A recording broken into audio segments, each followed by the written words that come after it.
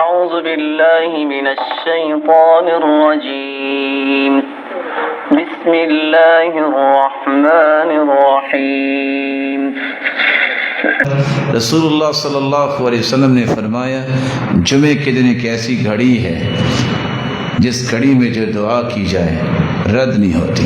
اور وہ گھڑی کون سی ہے؟ دو روایتیں ہیں، جب خطیب خطبہ دیتا ہے اور شام تک، اور دوسری روایت میں صراحت آ گئی عصر سے لے کے شام تک جو دعا کریں گے جمعے کے دن رد نہیں ہوگی.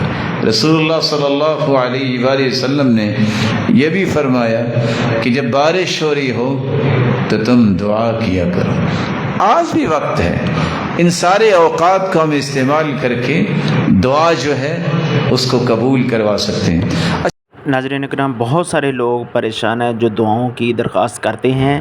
یہ اوقات جو ہمیں قاری صاحب نے بتایا، ان اوقات میں ہمیں خصوصی طور پر دعا کرنی چاہیے. کل جمعے کا خوشی کا مبارک دن ہے، عید کا دن ہے. ہمیں ان اوقات میں دعائیں کرنی چاہیے اور اپنی پریشانی کو ختم کرنی چاہیے. دعا ہی وہاں طریقہ ہے جس سے ہماری انسان کی پریشانیاں ختم ہوتی ہیں. اللہ سے دعا اللہ رب العزت ہمیں ان اوقات کی قدر کرنے کی توفیق عطا فرمائے.